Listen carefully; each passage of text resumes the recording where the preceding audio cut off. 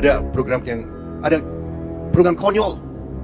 Program konyol dihapus, dipangkas. Nanti saya bisa cerita sama Pak Seti yang mana yang ada yang konyol-konyol itu. Banyak yang konyol ternyata. Pak Prabowo cerita sama saya dia berapa minggu dia periksa anggaran APBN. Ternyata di APBN kita ada 9 tingkat, Pak. Ya, biasanya presiden menteri periksa sampai tingkat ke-3 ke-4. Prabowo periksa sampai tingkat ke-9, Pak. Tingkat ke-9 dibongkar semua, Pak. Bismillah, assalamualaikum guys. Kembali lagi di channel Jurnal Terupdate. Memang keputusan Pak Prabowo kali ini sangat mengejutkan, memangkas APBN 2025 hingga 306,6 triliun. Pengakuan Hasyim Joyo Hadikusumo soal alasan Presiden Pak Prabowo yang memangkas anggaran karena banyak program konyol di era Pak Jokowi, guys. Jadi tak perlu berlama-lama, langsung saja untuk lebih jelasnya kita simak bersama-sama video ini, guys. Bismillah. Hari ini adik dari Presiden Prabowo Subianto atau Pak Hasyim tiba-tiba mengatakan ada banyak program-program di APBN kita di tahun 2025 ini adalah program yang konyol. Banyak program yang konyol. Sebentar gitu ya. Berani-beraninya dia bilang begitu. Ya karena kalau Pak Hasyim ini bukan adik dari Presiden Prabowo, wah pasti sekarang dia sudah diserang sama buzzer gitu. Berani-beraninya ente gitu kan. Karena ini menyangkut soal rezim sebelumnya. Karena APBN ini disiapkan oleh rezim atau kementerian-kementerian sebelumnya. Dan kalau menurut Pak Hasyim ini banyak sekali program-program yang konyol. Itu kan artinya menteri-menteri kita sebelumnya dan yang jadi menteri sekarang itu juga konyol-konyol. Ya meskipun Pak Hasyim tidak menyebutkan secara detail, tapi jelas sekali dia menertawakan. Dan dia bilang nanti kita cerita dengan Pak Siti atau Pak Khairul Tanjung, dan Pak Khairul Tanjung ya ketawa aja gitu. Jadi APBN kita yang sudah disiapkan dengan begitu seriusnya, lewat pertemuan, lewat rapat-rapat panjang sampai lembur-lembur gitu ya, itu malah dianggap konyol sama Pak Hasyim. Tapi ya sayangnya dia nggak cerita. Yang dia ceritakan hanya soal pemangkasan anggaran-anggaran oleh Presiden Prabowo. Karena menurut Pak Hasyim di APBN kita itu ada sekitar 9 lapis. Di level Presiden dan Menteri biasanya hanya mengecek sampai di lapis keempat. Tapi Presiden Prabowo menurut Pak Hasyim itu ngecek sampai ke lapis 9. Sampai kemudian menemukan ada banyak sekali anggaran-anggaran yang seharusnya tidak dibuat dan seharusnya tidak kita perlukan, sehingga itu semua harus dilakukan pemangkasan sampai kemudian terjadilah penghematan sekitar 300 triliun katanya. Ini adalah sebuah pencapaian yang sangat heroik sekali berdasarkan klaim atau cerita dari Pak Hasyim. Tapi ya meskipun ini pasti bukan Presiden Prabowo yang melakukan secara langsung, karena Presiden kan ya sibuk sekali, nggak mungkin lah untuk urusan APBN sampai harus ngecek sampai semua kementerian dicek sampai di lapis 9, enggak. Itu pasti ada timnya, pasti mereka membentuk tim untuk menyisir anggaran-anggaran ini supaya nanti bisa dianalisa atau dicek bagaimana cara melakukan penghematan. Dan itu yang dilakukan oleh Presiden Prabowo hari ini, seolah-olah ingin mengatakan bahwa di rezim sebelumnya atau di presiden sebelumnya ini nggak ada pemantauan atau analisa atau penyisiran anggaran-anggaran di kementerian sampai di lapis 9, sehingga presiden nggak ngerti, seolah-olah gitu ya. Presiden sebelumnya itu nggak tahu apa-apa gitu ya, hanya ngecek di lapis 3 dan 4, sehingga terjadilah banyak sekali kebocoran seperti yang terjadi di 10 tahun terakhir ini. Sampai kemudian ketika Presiden Prabowo jadi presiden dan berkuasa, itu kemudian semua kebocoran-kebocoran itu bisa ditambal atau dipangkas dan dialokasikan untuk kepentingan dan keperluan yang lebih urgent gitu. Dan ini menunjukkan bahwa nampaknya apa yang disampaikan oleh Pak Prabowo di Pilpres 2014 lalu itu adalah sesuatu yang nampaknya benar terkait ada banyaknya kebocoran-kebocoran anggaran di pemerintah atau di negara kita. Ya sekarang terbukti gitu.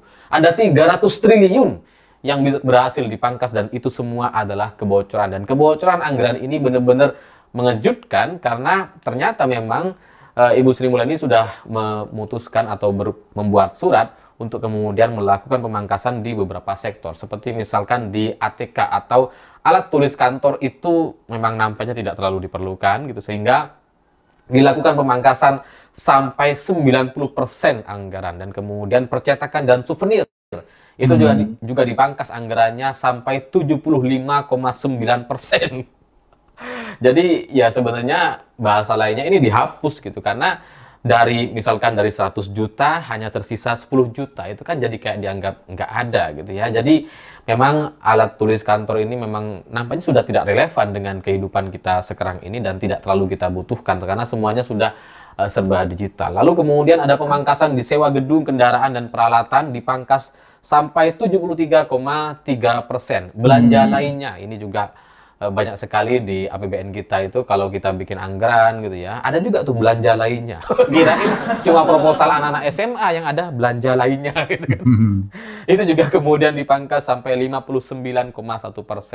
Kegiatan seremonial dipangkas 56,9%, perjalanan dinas dipangkas 53 sampai 53,9%, dan kajian analisis dipangkas 51,5%. Lalu yang terakhir rapat seminar dan sejenisnya dipangkas sampai 45%. Jadi dari pemangkasan di beberapa sektor ini menunjukkan bahwa memang ada banyak sekali anggaran-anggaran yang sebenarnya tidak diperlukan dan itu disahkan dalam APBN kita di tahun 2025 ini. Jadi apa yang disampaikan oleh Pak Jokowi di periode sebelumnya itu ya, yang soal penghematan, soal harus peka, harus efisien dan sebagainya, itu hanya omong kosong, karena Pak Jokowi kemudian dianggap seperti tidak mengecek atau memperhatikan dari APBN yang sudah disampaikan. Jadi meskipun Pak Jokowi punya pemikiran yang sama bahwa kita harus efisien, harus hemat dan sebagainya, tapi tidak mampu untuk melakukan efisiensi. Tidak tahu bahwa di APBN kita itu ternyata memang banyak sekali kebocoran-kebocoran anggaran gitu ya, seperti yang diklaim oleh Pak Prabowo sebelumnya. Jadi ya mungkin memang benar apa yang disampaikan oleh Pak Presiden Prabowo sebelumnya, bahwa ini banyak sekali kebocoran dan baru kita ketahui setelah Presiden Prabowo kemudian menjadi Presiden Republik Indonesia. Padahal sebelumnya kan Pak Prabowo pernah jadi Menhan gitu ya. Apa saat jadi Menhan nggak ada kebocoran? Nggak tahu deh. Tapi ya apapun itu apa yang disampaikan oleh Pak Hasim dan terkait efisiensi anggaran atau memangkas banyak sekali anggaran sampai 300 triliun, itu bagi saya adalah sebuah pencapaian yang harus kita apresiasi. Ya kita bersyukur bahwa Presiden Prabowo tahu ada banyak sekali anggaran-anggaran yang tidak efisien sehingga kemudian dilakukan pemangkasan. Tapi yang tetap menarik perhatian saya atau membuat saya penasaran tetap saja soal program-program konyol katanya di APBN 2025. Karena kalau yang pemangkasan anggaran ini seperti alat tulis kantor itu udah bener gitu ya. Itu ya bisa dibilang bener dan nggak bener gitu ya. Maksudnya ya alat tulis kantor itu kan memang selalu ada anggarannya, dan ketika dipangkas ya kayaknya lebih baik memang dipangkas atau bahkan ditiadakan, dan itu kayaknya belum masuk ke dalam kategori konyol. Nah, program yang konyol di APBN 2025 ini sayangnya tidak dijelaskan oleh Pak Hasim atau adik dari Presiden Prabowo. Tapi dari sini saja itu kemudian sudah menjelaskan bagaimana APBN ini disiapkan. Karena APBN di tahun 2025 ini kan disiapkan oleh rezim sebelumnya. Sehingga kalau Pak Hasim bilang bahwa ada banyak sekali program-program di APBN kita itu adalah program yang konyol, itu kan artinya APBN kita ini APBN yang konyol, yang disiapkan oleh rezim yang konyol. Atau ya amatir, berantakan, dan ya nggak ngerti soal anggaran dan sebagainya. Ya seharusnya gitu ya Pak Hasim ini disampaikan saja gitu, karena di luar soal anggaran yang memang mungkin perlu dihemat gitu ya, memang perlu dilakukan pemangkasan, kita kan perlu tahu juga mana nih program yang konyol. Konyol itu kan seharusnya nggak ada gitu. Misalkan program bagi-bagi sepeda misalkan, atau program bagi-bagi sembako, itu jangan-jangan itu dianggap konyol oleh Pak Hasim gitu. Jadi ini supaya tidak menimbulkan kecurigaan atau prediksi-prediksi yang tidak akurat, ya sebaiknya dijelaskan saja, karena kita penasaran apa sih program yang konyol itu. Karena kalau Pak Hasim bilang ada banyak program yang konyol, itu artinya kan lebih dari 3 setidaknya gitu ya. Ya karena kalau kurang dari 3 paling disebutkan ada 2 program yang konyol gitu kan. Kalau disebutkan ada banyak program konyol, ya berarti kan lebih dari 3. Jangan-jangan pembangunan IKN juga dianggap konyol. Ya mana tahu gitu. Jadi Ya, saya mendukung Pak Hasim untuk menyampaikan apa yang disebut dengan program yang konyol itu karena nampaknya masyarakat perlu tahu.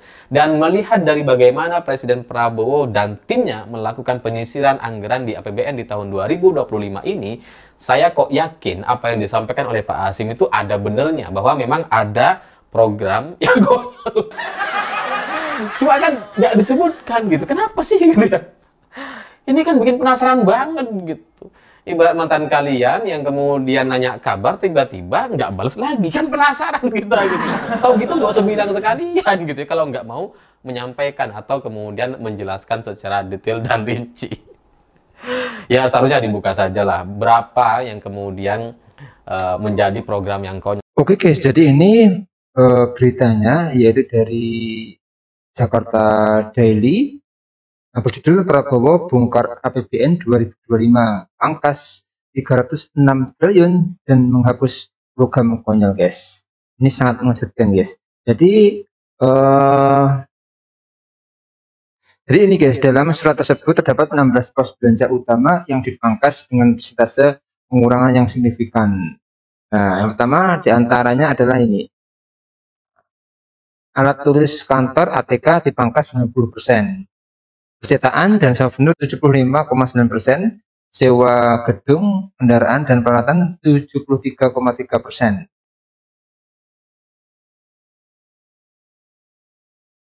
Lalu ini ada belanja lainnya 59,1%, kegiatan seremonial 56,9%, perjalanan dinas 53,9%, kajian dan analisis 51,5%, jasa konsultan 45,7%, rapat seminar dan sejenisnya 45%.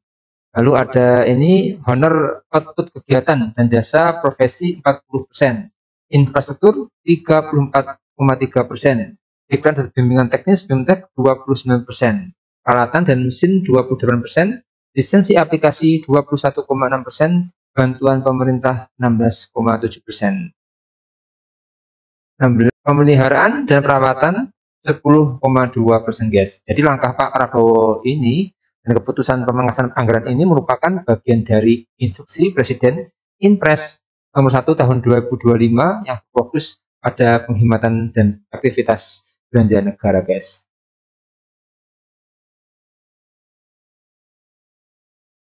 Angka ini menandakan awal kebijakan fiskal era Prabowo yang menargetkan efisiensi di berbagai sektor dengan pemangkasan anggaran yang besar. Pemerintah berharap dapat mengalokasikan dana secara lebih efektif dan transparan. Meski begitu, masih ada pertanyaan dari publik mengenai program konyol yang dihapus karena hingga saat ini pemerintah belum memberikan rincian lebih lanjut mengenai program-program tersebut guys. Jadi mungkin itu guys yang bisa saya jelaskan untuk video kali ini. Bagaimana menurut kalian soal video ini? Tulis komentarnya di bawah ini ya guys. Saya izin pamit dulu. Wassalamualaikum warahmatullahi wabarakatuh.